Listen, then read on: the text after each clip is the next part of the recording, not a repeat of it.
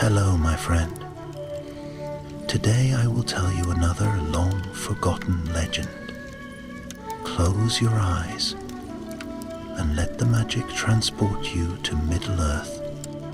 Our journey begins.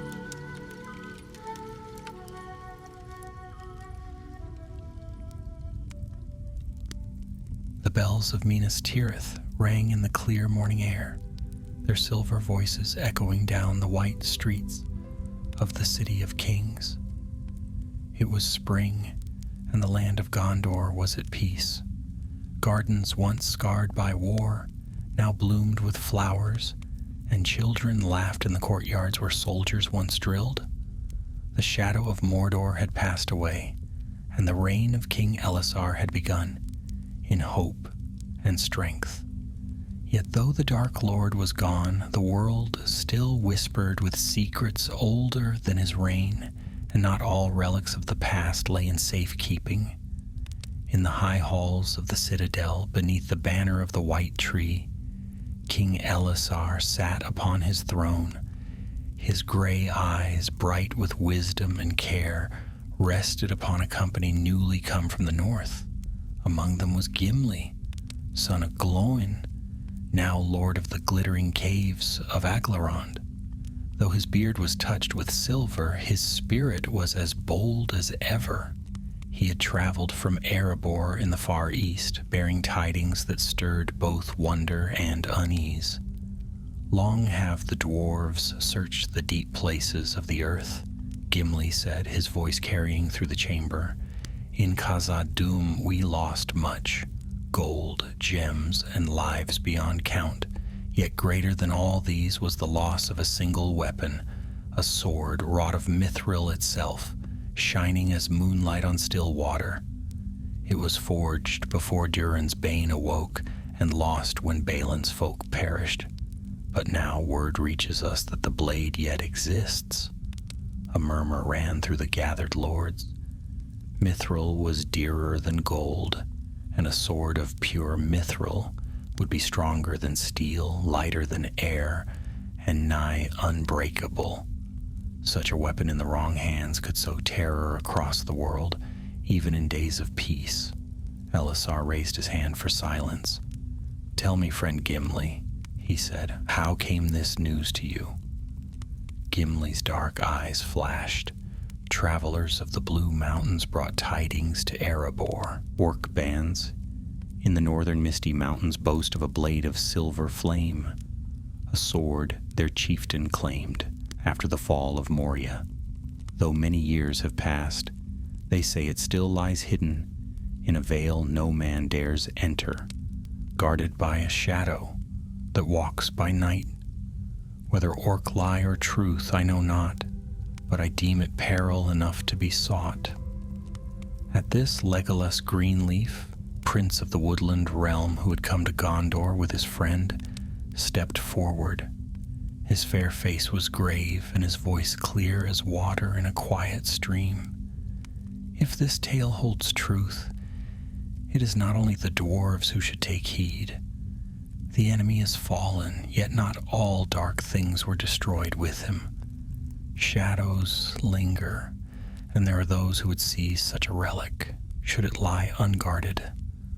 Elessar leaned upon his throne, deep in thought. He remembered well the wars that had scarred the world, and how oft the greed for mighty weapons had undone the hearts of men. At last he spoke. "This is a grave matter. A sword of Mithril is no trinket to be left in the lairs of orcs, nor to fall into darker hands still. Yet Gondor cannot march an army into the north. Too much toil lies before us in rebuilding our lands.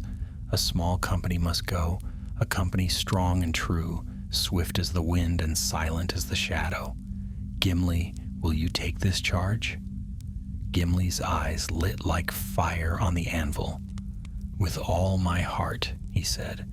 "The dwarves of Durin will not see their greatest craft lie in filth." "And I," said Legolas, placing a hand on his friend's shoulder, "will go beside him, for elf and dwarf once ventured into Moria together, and we came out alive. Let us do so again, though this time with no Balrog to bar our way." Elisar's lips curved in a small smile. "Then it shall be so. I will appoint 2 men of Gondor to ride with you, and an elf of Ithilien, skilled in the ways of shadow and wood. 4 companions you will be bound in this quest, to find the Mithril sword and bring it safe to Minas Tirith, or to guard it from the hand of any who would claim it for evil." Thus it was decided. That very evening messengers were sent, and in secret the company was chosen. The first was Doran, a captain of Gondor, stern of face and steady of heart, who had fought beside Elisar upon the Pelennor fields. The second was Halas, younger and swifter, whose keen eyes and eager spirit made him well suited for the long road. From Ithilien came Nerith, an elf of the woodland borders, quiet as nightfall, yet deadly with bow and blade. Together with Gimli and Legolas, they made 5. They met in the quiet chambers of the citadel before dawn. No banners flew above them, no horns were sounded. Their road was not one of glory, but of secrecy. Elisar himself stood with them in the pale morning light. "Go with my blessing," he said, laying his hand upon the hilt of Andúril, flame of the west. "Let not pride guide you, nor fear hinder you. Remember, the sword you seek is not a prize, but a peril. Bring it here or guard it where it lies, but above all, let it not fall into hands unworthy." So it was that the company set forth from Minas Tirith, riding northward beneath the bright banners of dawn. They passed swiftly over the green fields of Anorion, through the vales of the White Mountains, and into the wild lands beyond. Though peace reigned in Gondor, the further they went, the more the world seemed untamed, as though shadows watched from behind the hills. And so began the quest of the Mithril sword, a journey that would lead them through ruins haunted by memory, across mountains sharp as teeth, and into darkness deeper than night. What awaited them none could tell, but already in the far north, unseen eyes stirred in the dark, and a shadow that had slept too long began to wake. The road north was long, yet the company made good speed. At first they rode on fair, well-kept ways through the lands of Gondor, where farmsteads lay in the shadow of the White Mountains, and the people thrived in peace. Villagers paused in their work to gaze at the travelers. An elf with hair like pale gold, a dwarf with a beard of fire red, 2 stern men in armor, and a cloaked figure whose tread was lighter than the wind. Few guessed their purpose, for they bore no banners and spoke little of their errand. When they reached the stone bridge over the river Erui, the world about them began to change. The fields gave way to wilder country, with dark woods creeping close to the road and hills that rolled northward in endless folds. Travelers grew fewer, and by the time they reached the gray flood, they met only wandering herdsmen and the occasional merchant, wary and silent, with eyes that searched the trees as though expecting ambush. Halas, the younger of the men, turned in his saddle one evening and said quietly, "The land feels different here, as though the war never ended. Do you feel it too?" Legolas nodded, his keen gaze sweeping the darkening ridges. "The shadow of Mordor has lifted, yet evil does not die so swiftly. It flees into cracks and caverns, waiting for the day it may crawl forth again." Gimli grunted. "Aye, and if the tales are true, we ride to seek a relic that might call such shadows from their holes like flies to meat.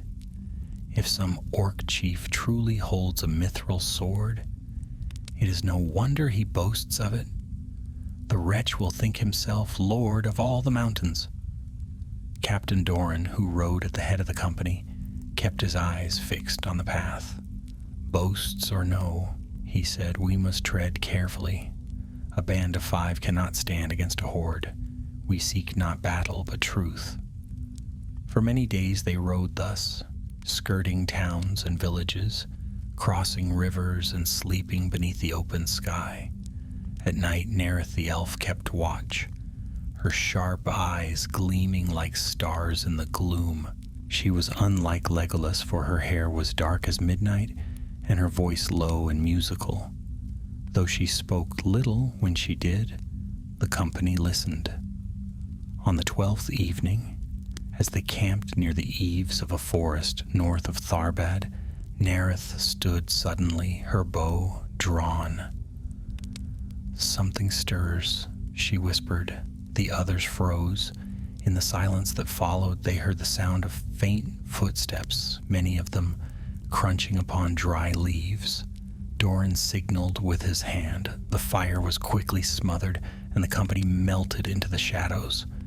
The footsteps drew nearer until at last shapes appeared between the trees.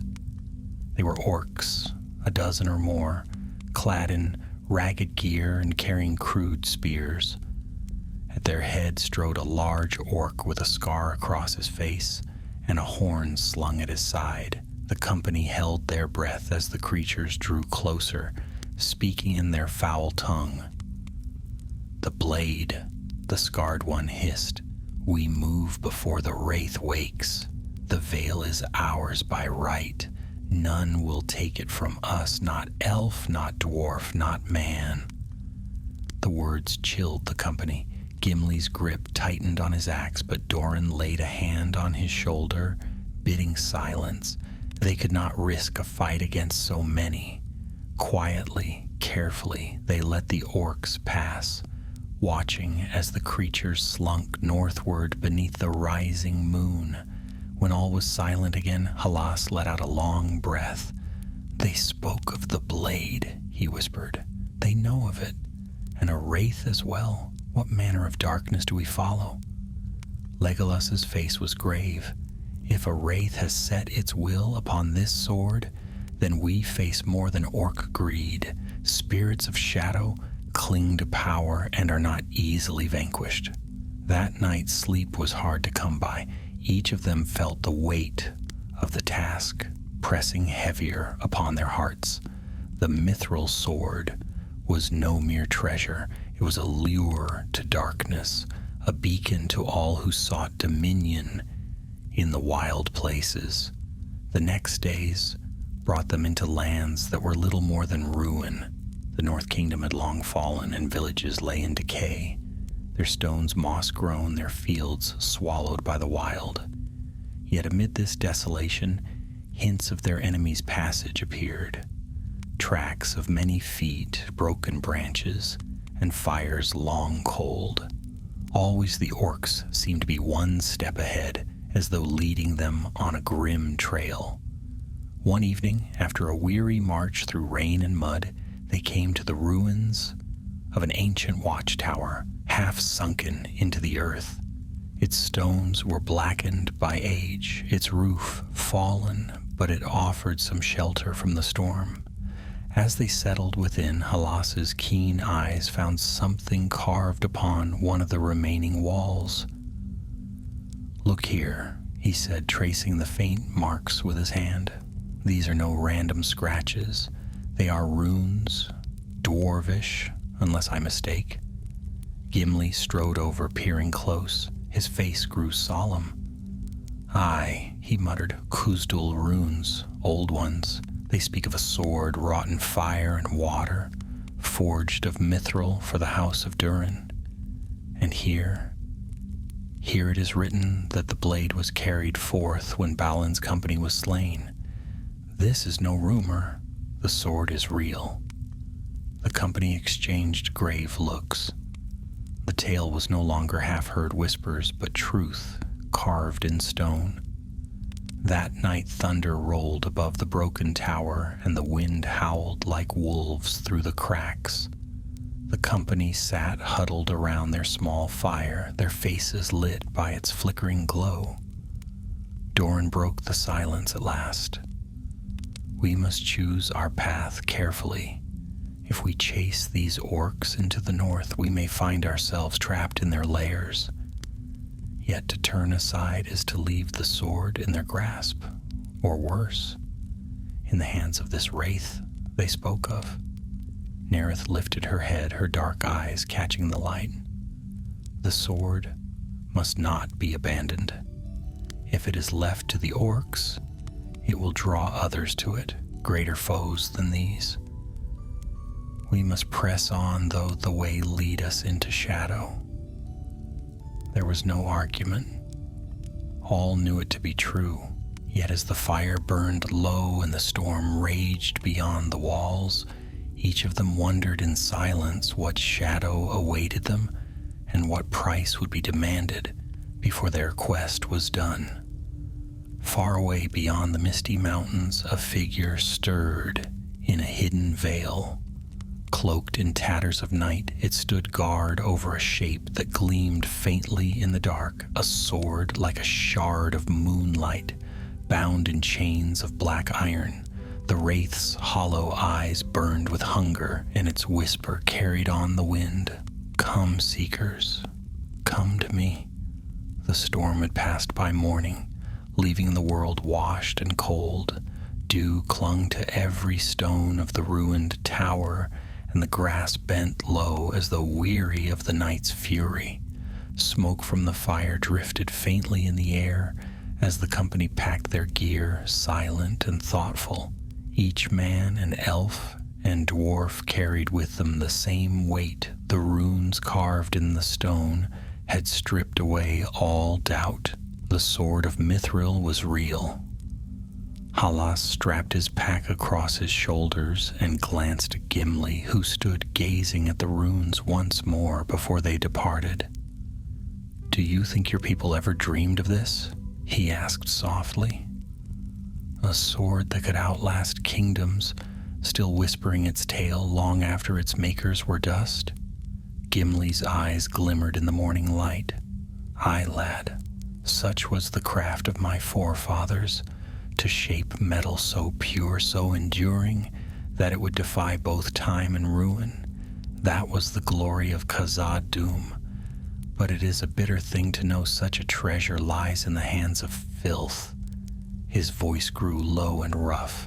"By Durin's beard, I swear it shall not remain so." Doran, already mounted, lifted his hand.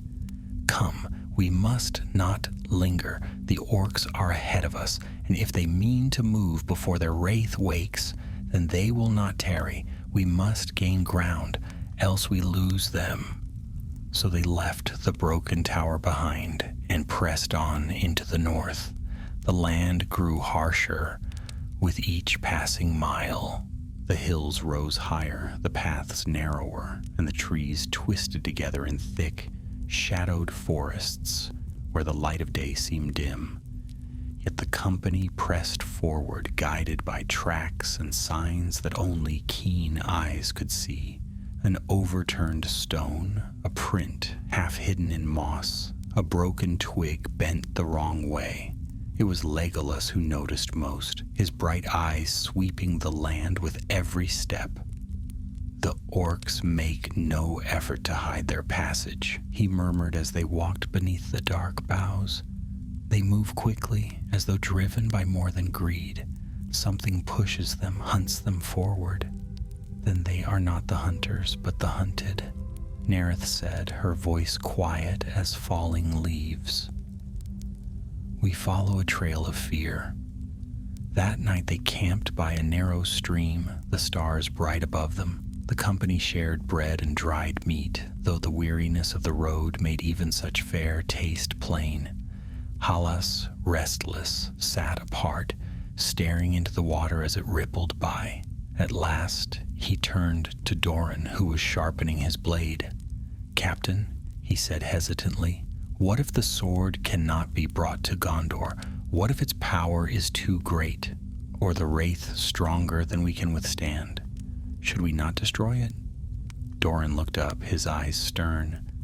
Destroy Mithril? He shook his head. No fire could unmake it, no hammer break it.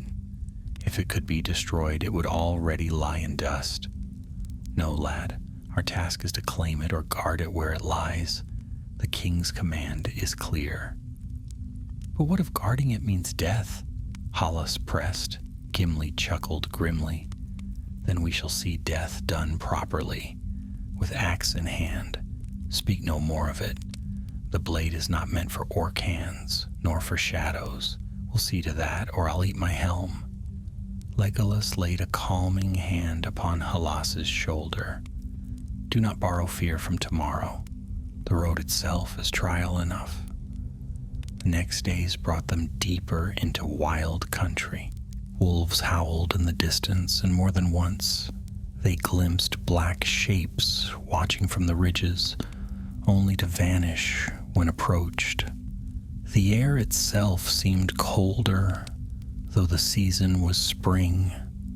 On the 5th day after leaving the tower, they came to a ravine where the path fell steep and narrow between two cliffs. The stones here were sharp, jagged like broken teeth, and the sound of trickling water echoed from unseen cracks. It was there that the ambush came. The first arrow clattered against Doran's shield, a harsh warning that made the company scatter for cover. From above, dark figures leapt down, snarling. Half a dozen orcs, perhaps more, fell upon them, brandishing crude blades. The scarred orc with the horn was among them, his yellow eyes gleaming with malice. Men and elves, he spat. Following us, are you? You'll not take what's ours.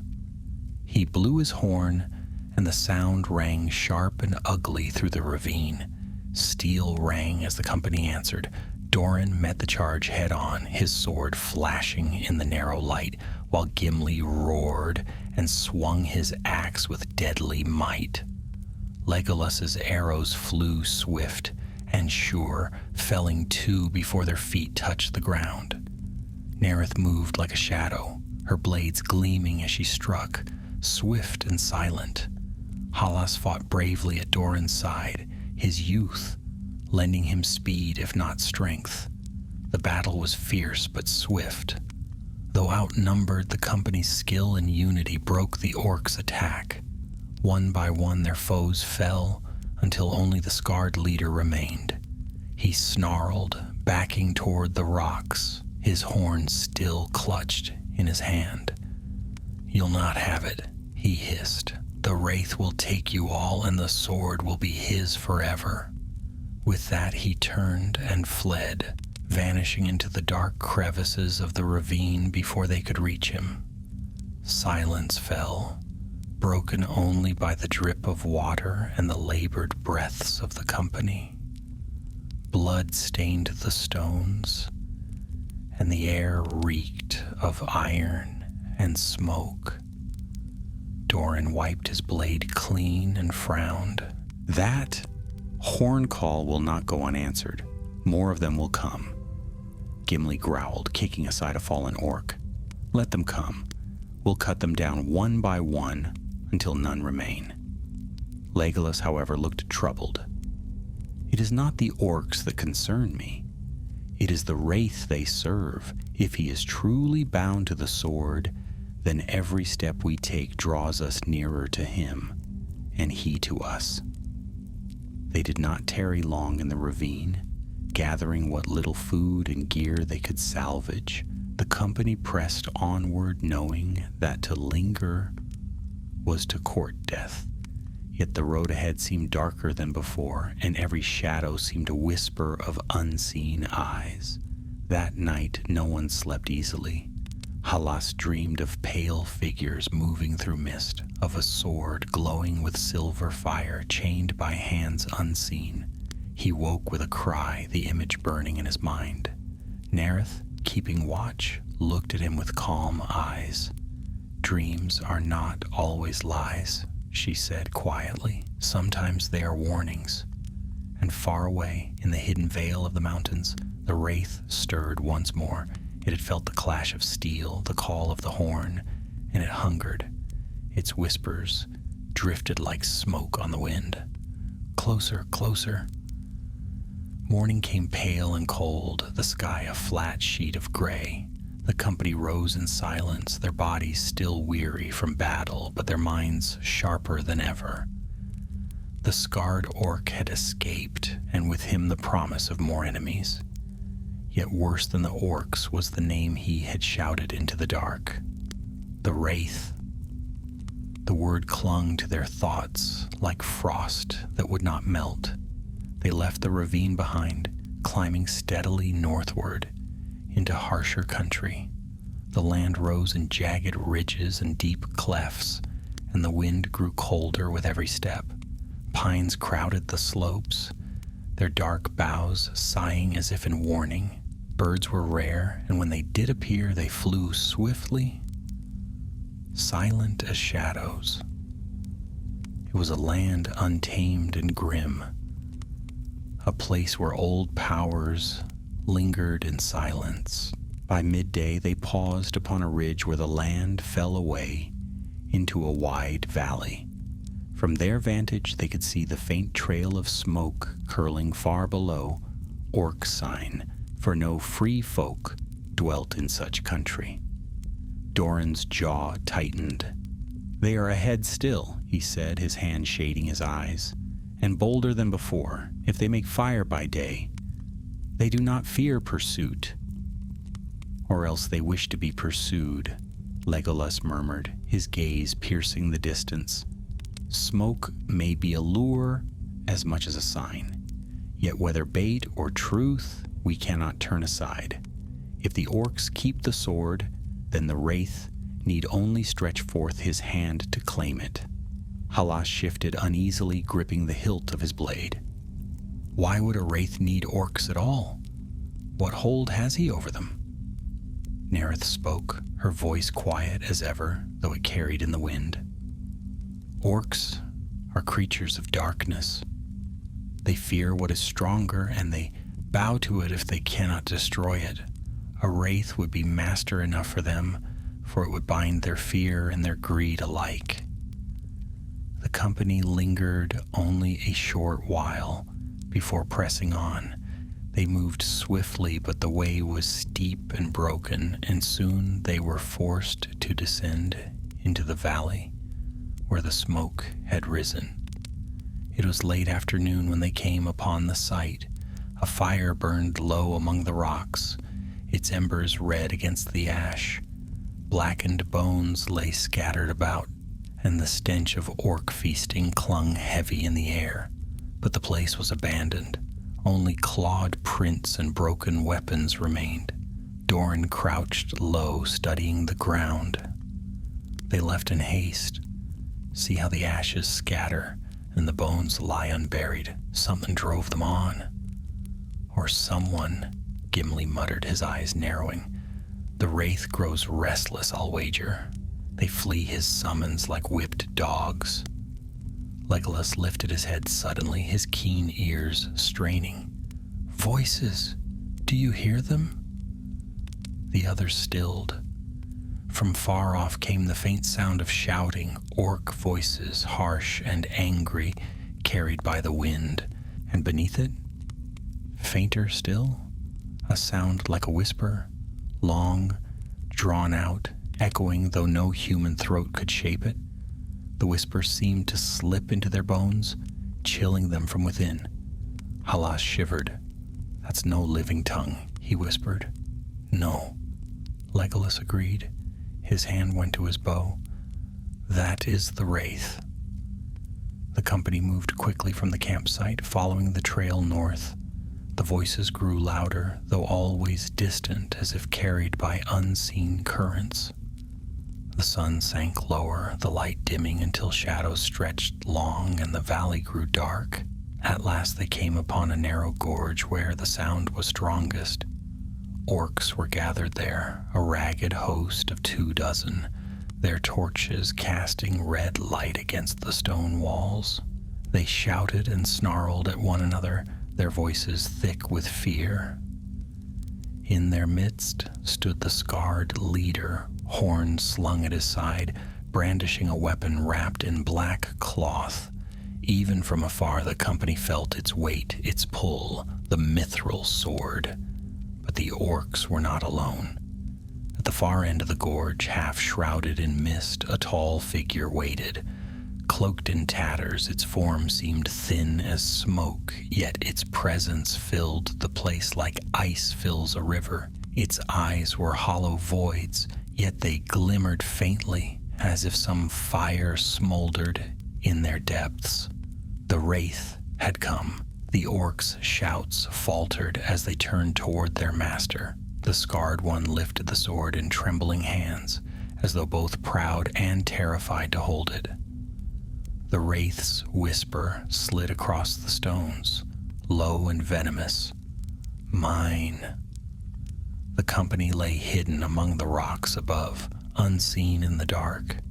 Their hearts beat fast, each of them understanding what was at stake. The orcs were about to yield the sword. Once it passed into the Wraith's grasp, the world itself might change, for the relic of Mithril would become a vessel of shadow. Doran's hand gripped his sword hilt tightly. "We cannot let this happen," he said. "And how would you stop it?" Gimli growled in a low voice. "There are too many, and the Wraith besides. If we strike, we are undone. Yet if we do nothing," Legolas whispered, "the sword is lost forever." The decision hung heavy in the air. Every instinct cried caution, yet every heartbeat drew the blade nearer to its new master. Halas's face was pale, his hand trembling on his sword. He looked at Doran, then at Legolas, and finally at Gimli. "We cannot let it end here," he said, his voice low but firm. "Better to die with swords drawn than live knowing we failed." Doran's eyes darkened, but at last he nodded. "So be it. We strike together, quietly, swiftly. Let no arrow fly until I give the word." The company moved into position, creeping along the stones above the gorge. Nerith was as silent as moonlight, her blades ready in her hands. Legolas knocked an arrow, his eyes fixed upon the Wraith. Gimli hefted his axe, his breath like a low growl. Doran and Halas crept nearer, each step measured, their bodies pressed against the rock. Below, the scarred orc knelt, holding the cloth-wrapped sword high toward the Wraith. The whisper grew louder, colder, echoing against the walls of the gorge. The figure stretched out a long, shadowed arm, its hand nothing but a shape of darkness. "Mine." Doran's voice rang low but clear. "Now!" Chaos erupted. Legolas's arrow flew, striking the scarred orc through the throat. He fell with a cry, dropping the sword from his grasp. Gimli's roar thundered from above as he leapt down, axe swinging. Doran and Halas followed, blades flashing in the torchlight. Nerith's shadowy form descended like a hawk, her knives gleaming as she struck the nearest foe. The orcs screamed in fury and confusion, their torches scattering sparks as they surged to meet the sudden assault. Steel clashed, arrows hissed, and the gorge rang with the clash of battle. The Mithril sword lay gleaming on the ground, where it had fallen, its cloth torn, its silver light shining faintly even in the darkness. The Wraith hissed, a sound like iron scraping stone. It glided forward, reaching toward the blade, its eyes burning like coals in a dying fire. And so in the heart of the dark gorge, beneath the shadow of the mountains, the fate of the Mithril sword hung in the balance. The clash of steel filled the gorge, torches flared, shadows danced, and the cries of orcs echoed like a chorus of hate. The companions had burst from the rocks with such sudden fury that their enemies reeled in shock. But the Wraith's presence was like a poison in the air, thick and suffocating, and it lent the orcs a dreadful strength born of fear and rage. Gimli was the first to meet the charge. His axe struck low, sweeping the legs from under a snarling foe before burying itself in another's chest. He roared like thunder, his short but sturdy frame holding the narrow pass against three at once. Sparks flew as blades struck his helm, yet none felled him. Legolas stood upon a high ledge, his bow singing. Arrow after arrow flew, each one finding its mark. Orcs fell, shrieking with shafts through throat and eye. His voice rang out, sharp and urgent. "Doran, the sword! Keep it from the wraith!" Doran and Halas fought side by side, swords flashing in the torchlight.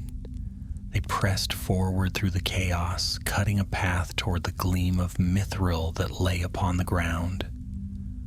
Every step was met with resistance. An orc lunged from the side, another swung wildly from above, but the two men moved as one, shields raised, blades quick. Nerith darted like a shadow, her movements so swift they seemed unreal. One moment she was behind the lines, cutting down a torchbearer. The next, she was at Halas's flank, parrying a blow that would have struck him unawares. Her dark eyes flicked once toward the sword, then back to the wraith, measuring, calculating. And the wraith? It glided forward, silent, yet overwhelming. No feet touched the ground, no sound of breath stirred from its form. Its cloak of tatters streamed like smoke, and where it passed, the torches dimmed. The orcs shrank from it even as they fought, for its hunger filled the gorge. Its gaze fell upon the sword lying in the dust, and its whisper grew louder, pressing into the hearts of all who heard. "Mine, mine." Doran saw it reaching out, its hand of shadow stretching for the hilt.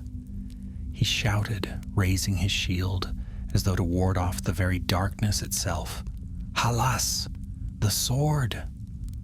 The young man sprang forward, ducking beneath a clumsy swing. He stumbled on the loose stones, then caught himself and flung himself toward the blade. His fingers brushed the hilt just as the wraith's shadow hand closed in. A chill like death surged through him, burning his skin with cold fire. He gasped, clutching the sword to his chest. A scream tore from the wraith, not a pain but a fury. The gorge shook with the sound, stones trembling, torches guttering.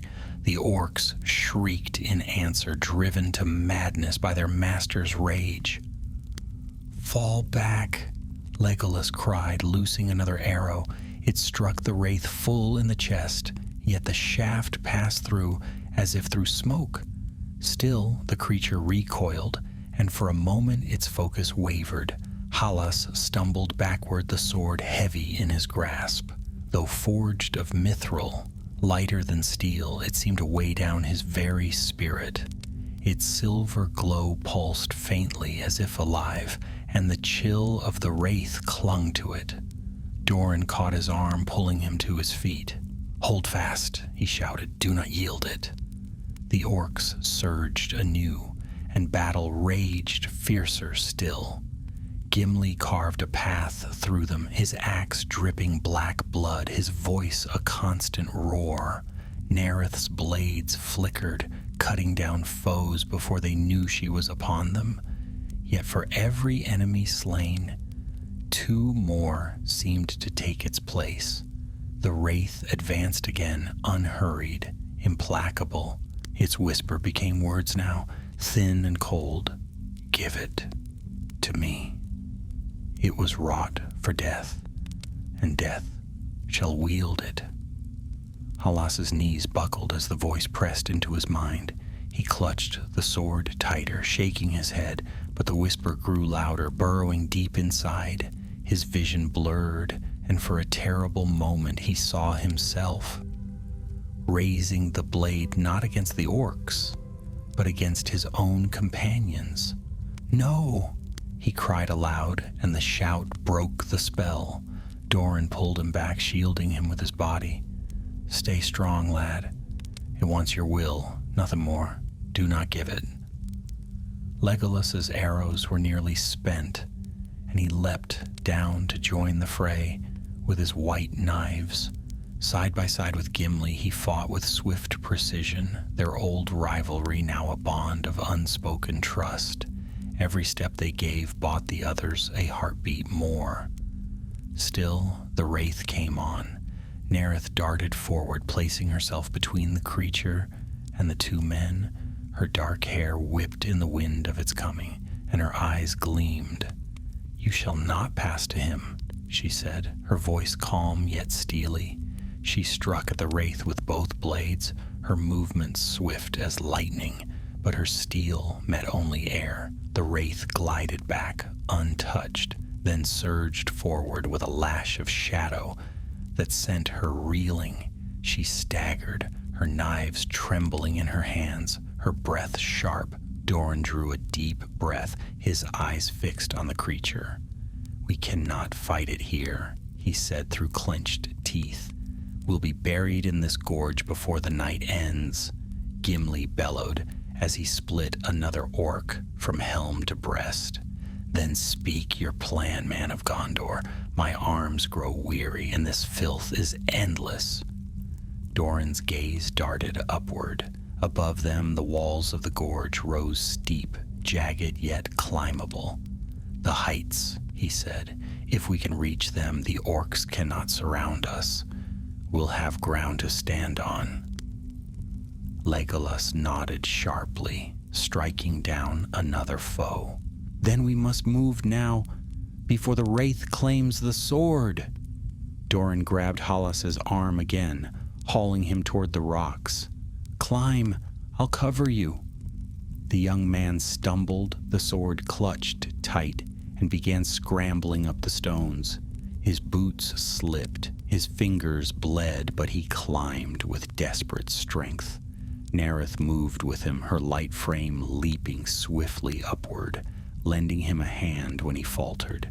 Behind them, Doran, Gimli, and Legolas fought shoulder to shoulder, holding back the tide. The orcs pressed harder, driven by the wraith's fury. The air grew colder, heavier, the whisper a constant roar in their minds. "Mine. Mine. Mine." An orc leapt at Hallas, scrambling up the rocks after him. Before it could strike, Nerith's blade flashed, cutting it down. Blood spattered the stones, and the young man scrambled higher. His breath came ragged, his chest aching with the weight of the sword. At last he reached the ledge above. With a final cry, he hauled himself over, collapsing upon the stone. The mithril sword clattered beside him, glowing faintly in the dusk. Nerith landed gracefully beside him, her knives ready, her eyes scanning the dark below. Doran followed, climbing with steady strength, his sword still in hand. Gimli and Legolas came last, retreating step by step, covering one another as they withdrew. Arrows still whistled, axes still fell, until at last the five companions stood together upon the ledge, breathless, battered, but alive. Below them, the gorge seethed with orcs. They shrieked and howled, scrambling at the rocks, but the heights were too steep for many to climb, and among them the wraith glided, its hollow eyes fixed upon the sword above. Its voice rose, filling the night. "You cannot flee, you cannot hide. The sword is mine, it will return to me, and you will wither like dust." The companions stood close, their backs to the stone, their weapons drawn. Hallas clutched the mithril sword, its glow cold and steady in his hands. Fear clawed at his heart, yet within the light of the blade he felt a strange strength, faint but real. Doran lifted his own sword, his voice steady. "Then let it come. We are not yet broken." And so the night deepened, the stars veiled by cloud, as the battle for the mithril sword entered a new and darker chapter. The night stretched long, cold, and filled with menace. From their perch upon the ledge, The companions watched the gorge below writhe with orc shapes, their torches burning like hateful stars. The wraith lingered at the center of the host, a figure of shadow and tattered cloak, its hollow eyes fixed upon the silver light of the mithril sword. The air itself seemed poisoned by its presence, sharp and heavy in their lungs. "We cannot remain here," Doran said at last, his voice low but firm. "By dawn, the orcs will find a way up, or starve us where we stand." "Then where?" Gimli demanded, his axe still gripped in his hand, though his shoulders ached from the battle. "We cannot fly, unless our elf friend means to carry us one by one on his back." Legolas ignored the jest. His eyes were fixed upon the dark mountains rising to the north. "There is a path," he said quietly. "I glimpsed it while we climbed. The cliff bends and narrows. If we move swiftly, we may outpace them at least until we reach higher ground." Nereth's gaze followed his, her face unreadable in the starlight. "The higher ground will not save us from the wraith. He will follow, whether on stone or in shadow, but at least the orcs may falter." Halas, sitting with his back against the rock, still clutched the mithril sword. Its glow had dimmed, as though weary from the struggle, but it pulsed faintly in his hands. His face was pale, his breaths shallow, yet he refused to release it. "If we flee," he whispered, "won't it only chase us further? Wherever we go, he will come." Doran crouched before him, resting a steady hand upon his shoulder. "Then we keep moving. We deny him the chance to take it. Do you understand?" Halas nodded, though his eyes betrayed his fear. Without further delay, the company began their climb. Legolas led, his feet light as air upon the stone, every movement sure. Nereth followed, swift and silent, her knives sheathed now, but her eyes always searching the shadows. Doran and Gimli climbed together, one steady and tall, the other short but unyielding, their strength enough to bear the weight of armor and weapons. Halas came last, the sword tied across his back with strips of cloth, his hands raw from gripping the stone. The ascent was treacherous. Rocks shifted beneath their boots, and loose stones tumbled into the gorge below. Each fall of gravel echoed, drawing snarls and howls from the orcs, who scrambled futilely at the base of the cliff. The wraith did not move, but its gaze never wavered. Its whisper rose on the wind, thin and cruel. "Mine, mine, you cannot escape." Hours passed in that grim climb. The stars wheeled above, pale and cold. The mountains loomed taller with every step. At last, near dawn, they reached a narrow plateau where the cliff met the beginning of a mountain path, half hidden by overgrown pines. Exhausted, they collapsed among the trees, their breaths clouding in the chill air. "We've bought ourselves a little time," Legolas said softly, his keen ears still straining. "The orcs will not climb so high by day, but when night falls again, they will return." Doran nodded grimly. "Then we march by day. Rest now as much as you may. We move at sunrise." They did rest, though sleep was uneasy. The wind moaned in the branches, carrying with it echoes of the whisper that haunted them. Halas dreamed again of the sword blazing like fire, of shadow hands reaching for it, of voices urging him to strike down his friends. He woke with a start, the glow of the blade flickering beside him. Nereth sat near, her dark eyes watching. "It seeks you," she said quietly. "The wraith's will is strong, but the sword has a will of its own. Do not listen to either." Halas swallowed hard. "Then how do I hold it? It feels as if it burns into me, even when I do not lift it. Because you are young, she said, her voice calm as ever. Your spirit is strong but untested. The blade presses upon you more heavily than it would another. Yet it may also be your strength. You resist where others might yield. He said nothing more, though her words lingered.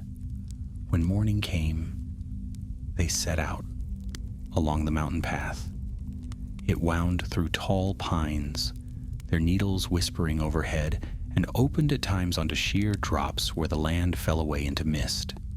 The air grew thin and sharp, and snow gleamed upon the higher peaks. They marched swiftly, but always with the sense of being pursued. By midday they reached a high ridge from which they could see far into the north. The misty mountains stretched endless before them, jagged and white. In the distance, valleys lay dark and deep, and somewhere among them, the wraith's hidden veil awaited. None spoke of it, but all felt its pull, like a thread tugging them forward. It was Gimli who broke the silence. This sword, he said gruffly, was made for my people, though none remember the smith. A relic of Khazad-dûm's glory, wrought before Balin's folly, before Durin's bane. Yet it lies cursed, now bound to shadow. Tell me, elf, do you think it can be cleansed? Legolas walked beside him, his eyes far upon the peaks. Perhaps, but perhaps not. Even the fairest things may be twisted when darkness lays claim. You of all should know the hunger of Mithril, the greed it awakens in the hearts of men and dwarves alike. To wield such a weapon safely may be beyond any of us. Gimli's brow furrowed, and he said no more. The day wore on, and by evening they came to a narrow glade where a spring bubbled clear from the rocks. There they paused, weary from the long climb. The company drank, washed the blood from their hands, and shared what little food remained. But peace was fleeting. As the sun sank, a cry rose from the woods below, the harsh call of a horn, the scarred orc's horn. They found the path, Doran said grimly. Even as he spoke, dark shapes began to move among the trees far below. Torches flared, and the harsh clamor of orc voices rose. They were climbing, swarming upward in pursuit. Halas clutched the sword, its glow stronger now in the deepening dusk. His heart pounded. They will not stop, will they? They'll chase us to the ends of the mountains. No, Legolas said quietly, his eyes fixed on the rising torches. They will not stop. Not while the Wraith commands them. We must find another way. Doran turned to him sharply. What way? The elf's gaze shifted northward toward the looming peaks. Through Moria. The word fell like a stone in the glade. Gimli stiffened, his eyes widening. Moria? He spat. The Black Pit? Have you lost your wits, elf? No dwarf of sense would walk there again. Yet the mountains ahead are worse, Legolas answered calmly. The orcs will hound us on every trail. In Moria we may pass unseen, at least for a time. And the sword was born there, was it not? Perhaps its fate lies where it began. A silence fell. The wind sighed through the pines, carrying with it the faint, terrible whisper, "Mine." Doran's hand tightened on his sword. If Moria is the only path, then so be it. Better to risk the dark than be torn apart on the heights. Gimli growled deep in his chest, but at last he nodded. Then I will go with you. But mark my words, no good comes from walking under those mountains. No good at all. And so, as night closed around them and the torches drew nearer from below, the companions turned their eyes toward the east, where the black mouth of Khazad-dûm awaited. The decision was made, though it weighed heavily upon each heart. None among them spoke with joy as they turned eastward, for the name of Moria carried with it shadows of dread. Even Legolas, who had first suggested it, moved in silence, his fair brow furrowed. Gimli muttered darkly beneath his beard, his axe never far from his grasp, as though the very thought of returning to Khazad-dûm summoned foes unseen. The mountain path bent downward, threading through thick pine woods and over streams that tumbled sharp and cold from the high ridges. The orcs' horns still sounded behind them, though fainter now as the company pressed east, drawing away from the pursuit. Yet none believed the danger gone. The wraith's whisper lingered still, riding the wind, low and mocking. "Mine, you will not flee me." Hollis walked at the center, the mithril sword bound across his back in cloth and leather. Though it touched his flesh no longer, he felt its presence like a constant chill, a weight heavier than steel. Dreams plagued him each night, dreams of silver fire, of shadowed eyes, of his own hand lifting the blade against those he loved. In waking, he told no one, though his pale face and weary eyes betrayed him. Doran watched him closely, though he spoke little of his concern. The captain's mind was bent wholly upon the path ahead, for he knew the choice they had made was perilous. To pass through Moria was to invite doom, yet what other road remained?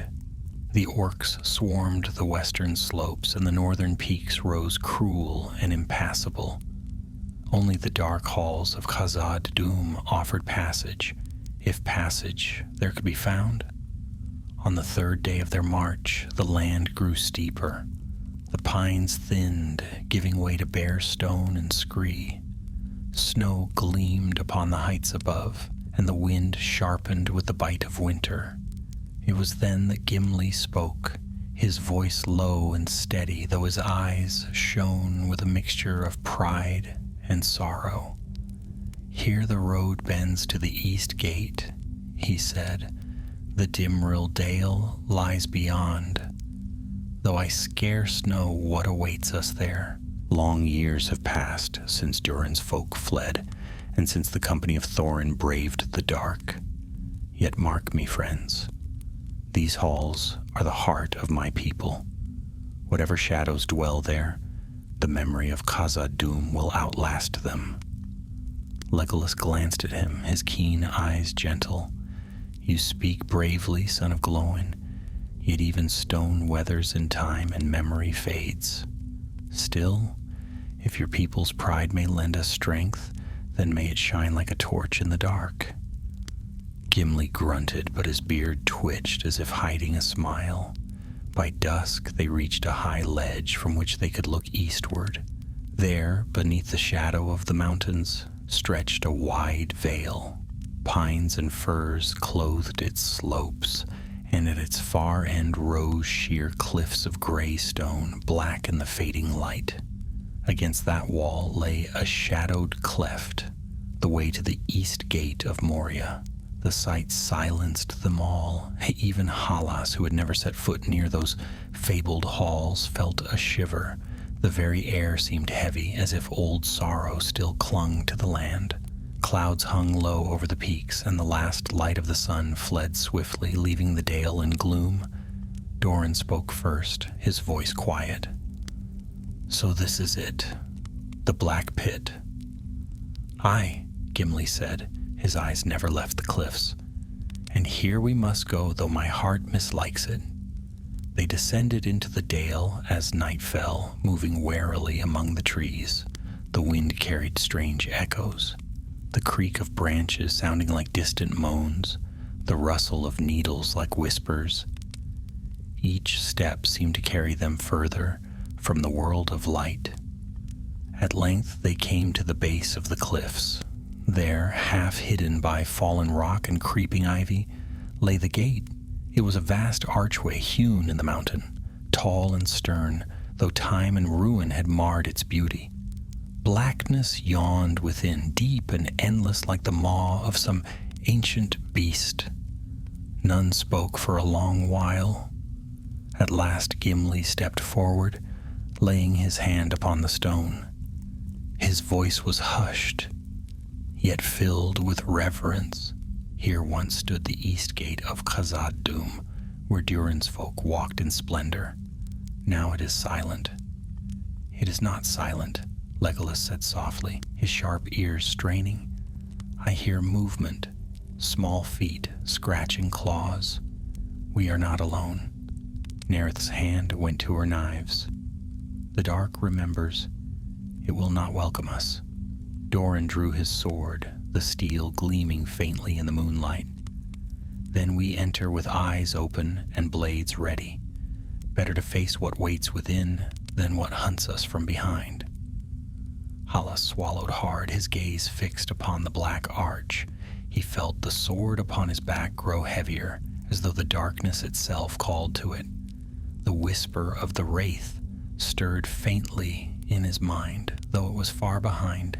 Mine. The halls will bind you. He shivered and stepped closer to Doran. So it was that the companions entered the east gate of Moria. The air grew colder at once, sharp with the scent of stone and dust. Their footsteps echoed, hollow and loud, though they tried to tread lightly. The torchlight they carried seemed weak, swallowed quickly by the vast dark. The first hall they entered was immense, its roof lost in shadow, its pillars like black trees rising into night. Broken stone lay scattered, and here and there bones gleamed pale, orc, dwarf, and other less certain shapes. The silence was heavy, broken only by the drip of unseen water. This was the Hall of Songs, Gimli whispered, his eyes wide. Here our fathers carved runes of glory and victory. Now see what remains. The others looked, and indeed faint markings were still visible upon the stone walls, though worn and broken. Once perhaps they had told tales of kings and battles, but now they were but scratches. Legolas's hand tightened on his bow. There is no music here now, only sorrow. They pressed on, hall after hall, their torches flickering. Strange sounds followed them, the scurry of unseen feet, the whisper of falling pebbles, the faint sigh of wind where no wind should be. More than once Halas thought he saw eyes glimmering in the dark, only for them to vanish when he blinked. At last they paused in a smaller chamber where a collapsed stair barred their way. They rested a moment, weary from the long climb and the heavy gloom. Halas sat apart, the sword across his knees. Its glow was faint, yet steady, a cold light that seemed to defy the dark. He stared at it, his thoughts heavy. What if it belongs here, he wondered. What if to take it out is to bring the shadow with us? Do not listen to it, Nerith said softly, startling him. She had appeared at his side without sound, as was her way. The blade will whisper, the dark will whisper, but your will must be your own. Halas looked up at her, his voice low. And if my will fails, then another's will must stand in its place, she replied calmly. That is why we are 5, not 1. Before he could answer, Gimli's voice rang low across the chamber. We are not alone. Look there. From the shadows beyond the collapsed stair came a faint gleam. Eyes, many eyes, low to the ground. The sound of claws scraped against the stone, and then, with a hiss, creatures poured forth. Small twisted goblins, their skin gray, their teeth sharp, their blades crude but eager. Orcs of Moria, Doran said grimly, rising to his feet. So the dark welcomes us. The goblins shrieked and charged, their cries echoing through the halls. The companions drew their weapons, the torchlight flaring upon steel. The battle of Moria had begun anew. The goblins swarmed from the dark like a tide. Their shrill cries pierced the air, echoing down the endless corridors of Moria.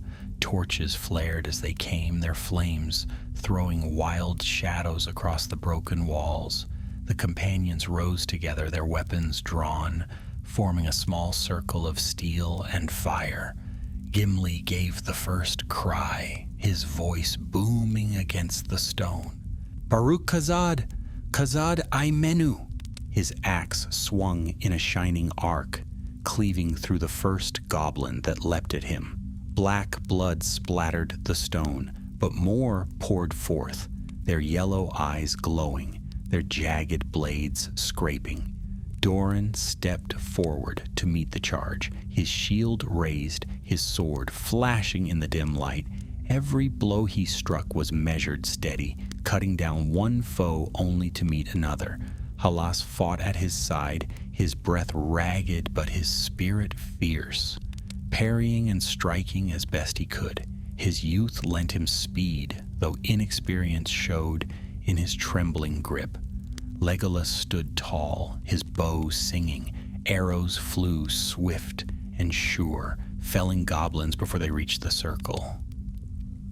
When his quiver emptied, he drew his long white knives, moving with a grace that seemed almost otherworldly. His strikes were swift and silent, each motion precise, each foe slain with barely a whisper. Nerith moved opposite him, her dark form a shadow among shadows. Her knives darted like quicksilver, cutting throats, striking hearts, never pausing, never failing. She fought without sound, her face calm even in the chaos. Yet for all their skill, the goblins were many. They clambered over the rubble, leaping from the shadows, shrieking as they fell upon the companions. The circle held, but it bent, pressed tighter and tighter with every charge. Halas struck down one foe only to stumble as another rushed him. Its jagged blade came close to his throat, but Doran's sword flashed, cutting it down. "Stand firm," the captain shouted, his voice hard and steady. "Do not break the line." Gimli roared again, his axe rising and falling, each blow sending a goblin sprawling. "Let them come," he bellowed. "I'll teach them to taste dwarf iron." But even Gimli's strength was not endless. Sweat streamed down his brow, his arms ached, and still the goblins came. Then a new sound cut through the din, a low, hollow whisper that chilled the blood. It slid between the goblins' cries, seeping into the very stone, filling the chamber with dread. "Mine." The wraith's voice. The goblins faltered, their eyes widening, their shrieks turning to fearful hisses. They drew back, trembling, yet did not flee. It was as though the whisper bound them, holding them in place, urging them forward despite their fear. Halas felt the weight of the sword grow heavier upon his back. Its glow pulsed faintly through the wrappings, silver light pushing against the dark. His knees weakened, and for a terrible moment he longed to draw it, to lift the blade high and let its light burn away the shadow. His hand even twitched toward the hilt. But Nerith's voice cut through the whisper, calm and sharp. "Do not listen." She struck down a goblin that leapt too near, her dark eyes never leaving Halas. "The wraith speaks to you. Do not answer." Halas shuddered and tore his gaze away. The sword's glow dimmed as if disappointed. The companions pressed forward, striking as one. Slowly, steadily, they drove the goblins back toward the shadows. The creatures hissed and snarled, yet at last they began to retreat, scrambling over the stones, their courage broken by the steady wall of steel. Silence fell, heavy and tense. The companions stood among the bodies, their breaths harsh, their limbs weary. The torchlight flickered on blood-stained stone, casting long, twisted shadows. Doran lowered his sword, his eyes sweeping the chamber. "They'll be back," he said grimly. This was but the first wave. Gimli spat, his beard bristling. "Aye, Goblins are like rats. Kill one and 10 more come scurrying. But it is not them I fear. He glanced toward the dark beyond. It is what drives them. Legolas's fair face was grave. The wraith is near. I feel it pressing upon us. It will not let us pass unchallenged. We must move, Nerith said calmly, wiping her blades. If we linger, the dark will close around us. So they gathered themselves and pressed deeper into Moria. The halls grew narrower, the air colder. Their torches seemed feebler, their light swallowed quickly by the endless dark. Strange echoes followed them, scraping claws, distant moans, the creak of unseen timbers. More than once, Halas thought he saw pale figures flicker at the edge of the light, only to vanish when he looked. Hours passed. Their steps echoed hollow and lonely, each footfall a reminder of how small they were within the vast ruin. Once they came upon a hall where the roof had collapsed, the floor buried in rubble and bones. Another time they found a chamber filled with broken weapons, rusted and shattered, as if some ancient battle had been fought and forgotten. At last they reached a wide stair that spiraled upward. Here they paused, weary from the endless march. The torches smoked, their flames sputtering. Halas sank against the wall, clutching the sword. His eyes were hollow with exhaustion, his hands trembling. Doran knelt beside him, concern etched on his face. "Can you carry it further?" Halas nodded weakly. "I can, but it grows heavier with every step. It feels as though it knows where we go and pulls me onward." Nerith crouched nearby, her voice quiet. It was forged here. Perhaps the halls themselves awaken it. Gimli's face darkened. "Aye, Mithril is of Khazad-dûm. The sword was born of these stones, and to these stones it may be bound. But if the wraith claims it here, in the heart of my people's halls..." He broke off, his jaw tightening. Doran rose, his voice firm. "Then we must not let that happen, whatever the cost." They climbed the stair. Higher and higher it wound, until at last it opened into a vast hall. Here the roof soared high, supported by mighty pillars carved with dwarven runes. Broken lamps still hung, though long extinguished. The place was filled with dust and silence, yet there was a strange majesty in it, as though the memory of Durin's glory still lingered. Gimli halted, his eyes wide, his breath catching. "The Hall of Kings," he whispered. "Here the lords of Khazad-dûm held court. Here my father sang of stone and fire." His voice trembled. "Now see it, emptied, broken, haunted." The others gazed about, silent. Even Legolas's sharp tongue was stilled by the weight of the place.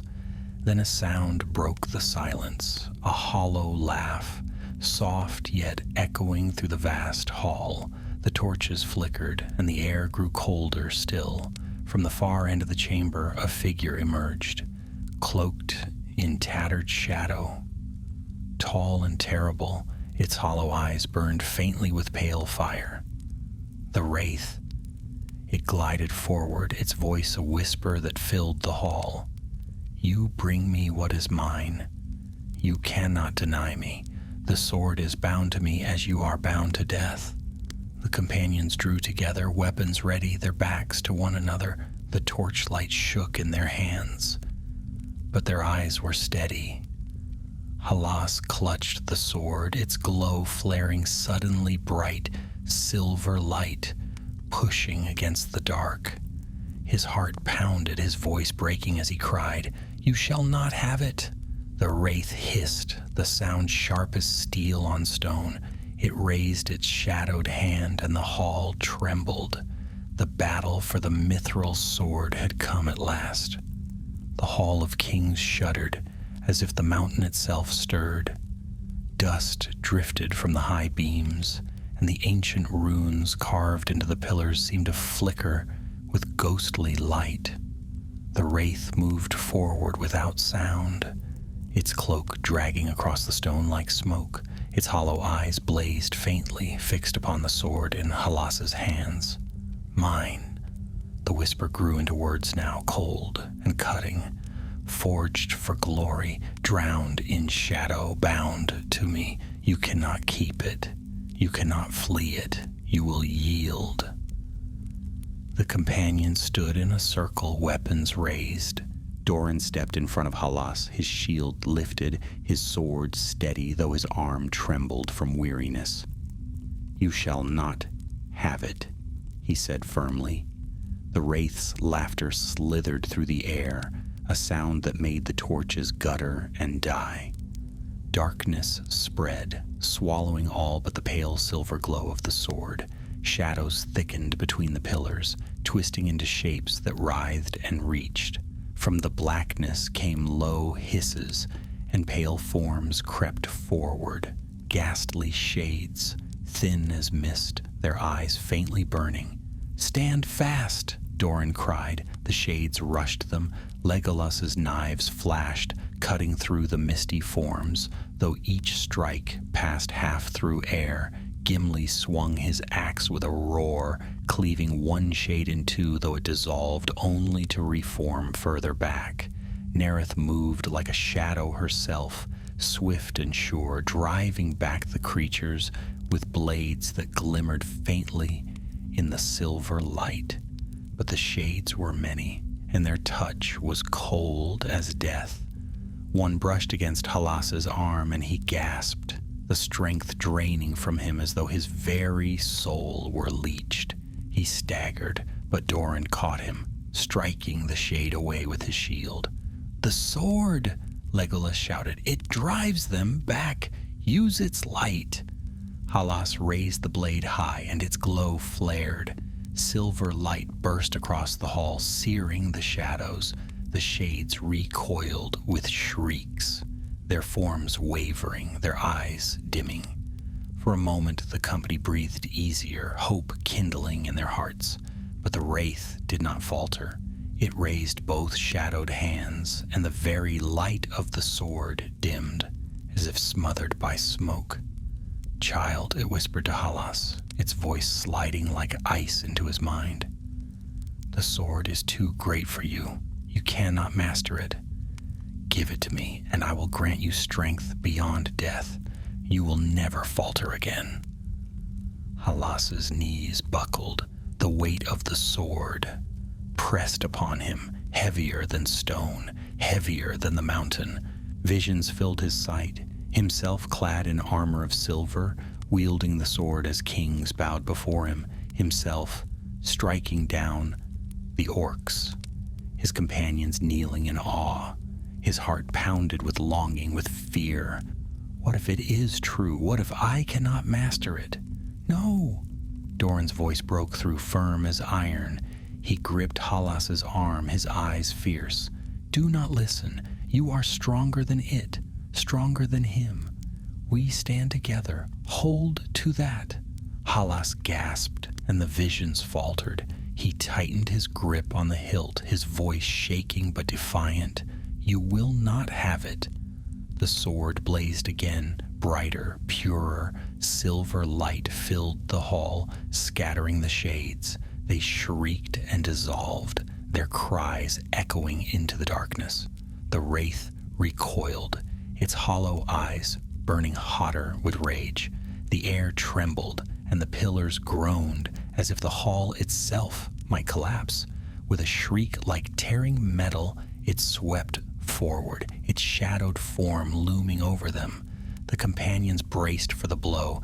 Gimli swung his axe, Legolas struck with his knives, Doran raised his shield, and Nerith's blades flashed.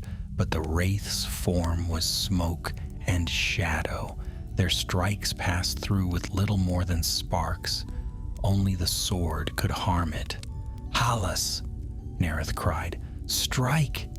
The young man lifted the blade, its glow fierce.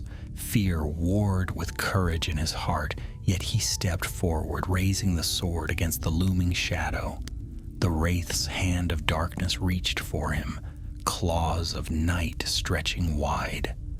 With a cry that echoed through the hall, Halas swung.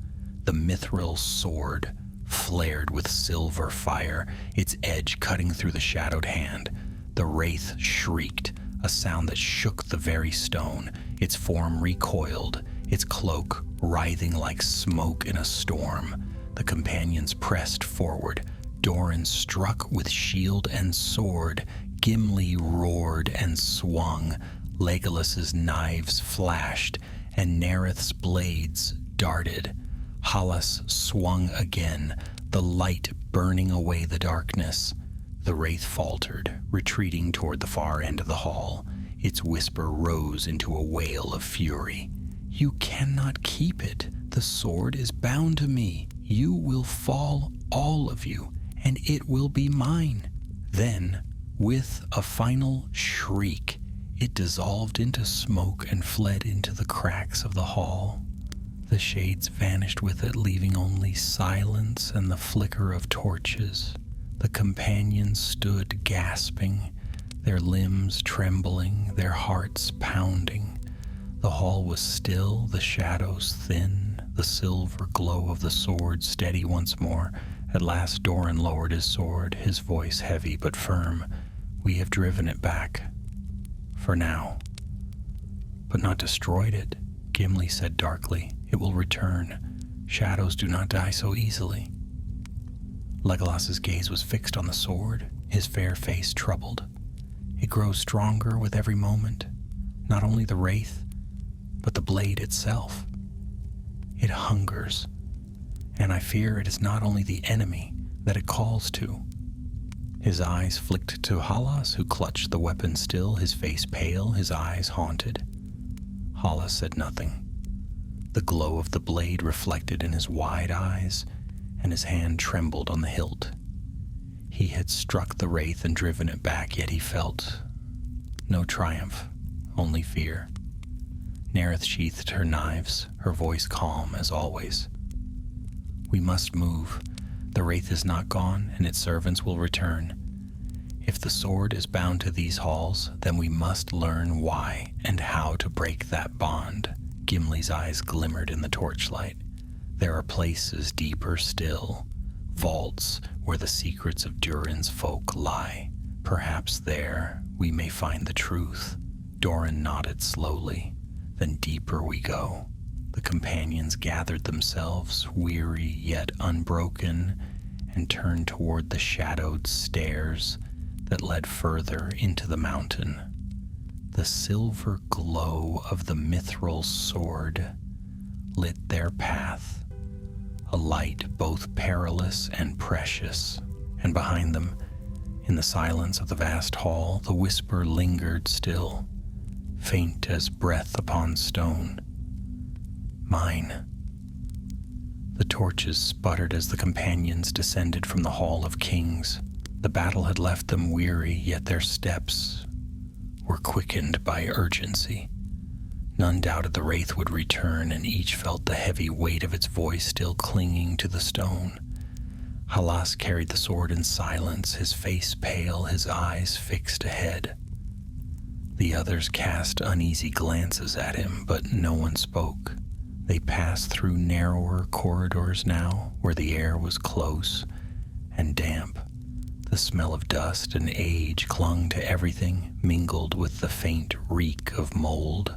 Broken tiles crunched underfoot, and the drip of unseen water echoed endlessly. "This path leads deeper," Gimli muttered, his voice low, almost reverent. "Beyond these halls lie the vaults of Khazad-dûm. Few among my people ever saw them, for they were kept for kings and lore masters alone. If aught remains of the sword's making, it will be there." Legolas's keen eyes scanned the shadows. If the sword was forged here, then perhaps the wraith's bond lies also in these depths. That may be both our peril and our hope. Nereth's voice was quiet, as it always was. "Then let us move swiftly. The mountain remembers, and it does not forget lightly."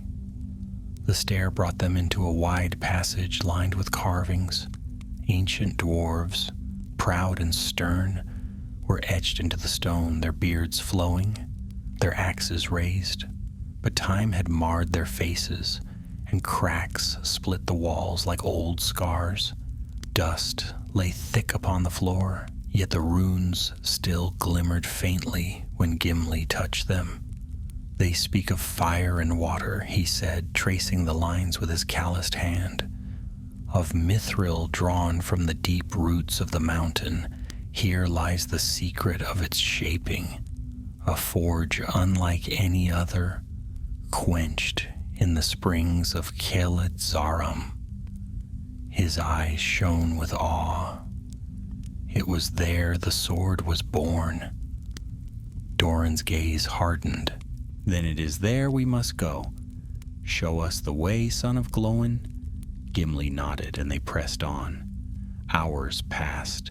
The company moved like shadows, pausing only to listen for pursuit.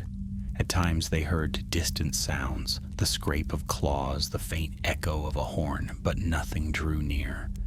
The silence between those moments was almost worse, heavy and oppressive, as though the very walls leaned in to listen. At last they reached a vast chamber, where the ceiling rose high above, lost in shadow. In its center stood a broken anvil, larger than any man, carved from solid stone. Rusted tools lay scattered, and fragments of metal gleamed faintly in the torchlight. "The smith's hall," Gimli whispered. His eyes glimmered with pride and sorrow. "Here our forefathers wrought their greatest works, and here, perhaps, the Mithril sword was forged." They moved carefully among the ruins. Hallas felt the sword in his hands grow warm, as if it remembered this place. He shivered, clutching it tighter. Then Legolas called softly, "Here, look." Against the far wall lay a great stone tablet half buried in rubble. The elf brushed away the dust with long fingers, and runes gleamed faintly in the torchlight. Gimli hurried forward, his eyes wide. "It is the tale," he breathed, "the making of the sword." They gathered close as he read aloud, his deep voice carrying the words of long-dead smiths. "In the days before Durin's Bane awoke, the masters of Khazad-dûm sought to forge a weapon unlike any other. From the purest mithril of the deeps, they shaped a blade, fair and strong, light as air and hard as dragon scale. It was quenched in the waters of the Mirror and blessed by the songs of the dwarves. Yet pride grew in their hearts, for they deemed it greater than any work before or after. They named it Silver March, the Sword of Kings." Gimli's voice faltered. "Silver March," he repeated softly. The runes continued, and he read on. "But pride is ever a peril. The blade was given to a lord of Khazad-dûm, who sought to wield it not in defense but in dominion. His name is lost, for shame cast it down, but his deeds remain.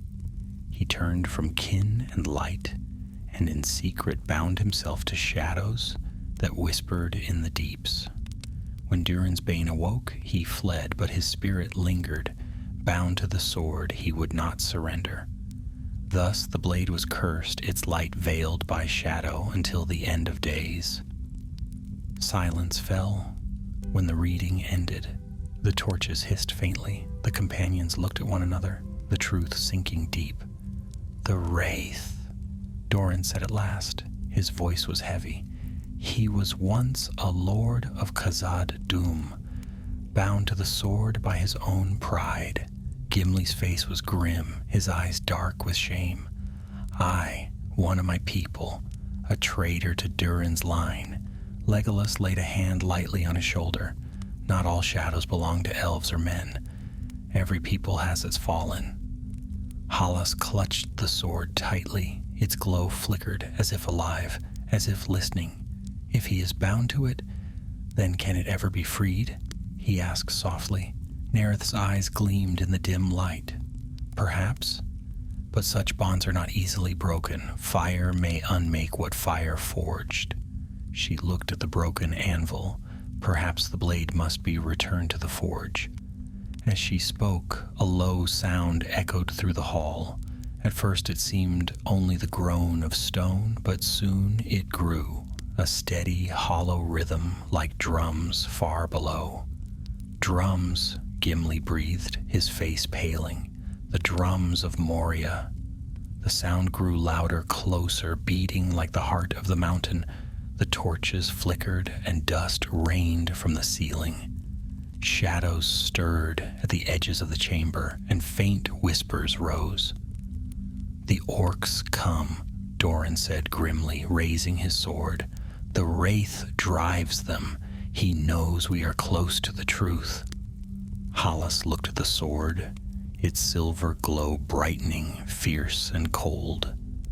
Fear clawed at him, but he felt something else too. A strange resolve, deep and steady.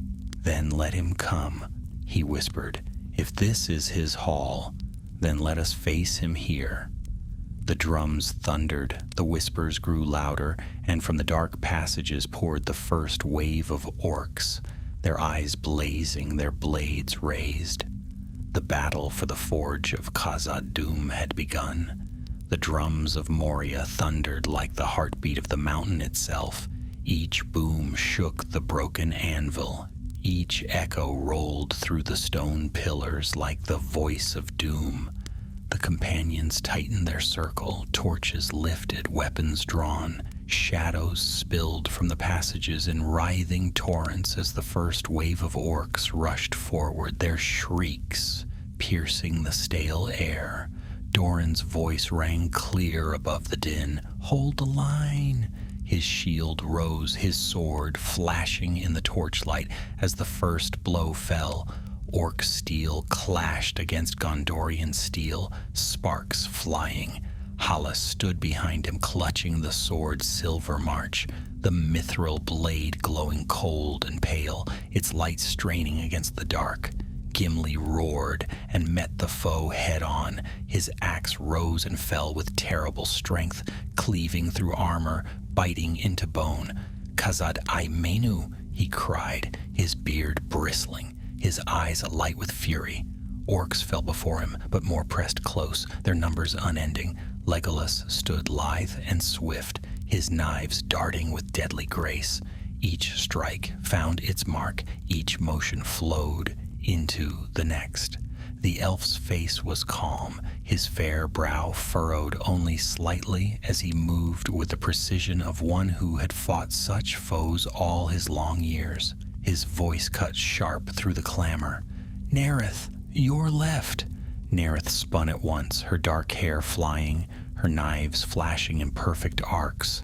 2 orcs fell before her, their cries cut short. She did not speak, but her eyes gleamed in the pale light of the sword, calm even amidst the storm. The goblins pressed harder, their jagged blades hacking, their shrieks echoing. The companions fought as one, yet the tide seemed endless. Then the drums grew louder still, and the shadows deepened. The air grew colder, heavier, as though the mountain itself held its breath. And then the wraith appeared. From the far passage it came, gliding without sound, its cloak of tatters streaming, its hollow eyes burning pale fire. The goblins shrank before it, yet obeyed its call, their fear driving them onward. The wraith's voice filled the hall, cutting through the din of battle like a blade. "Silver March, forged for kings, betrayed for shadow, return to me."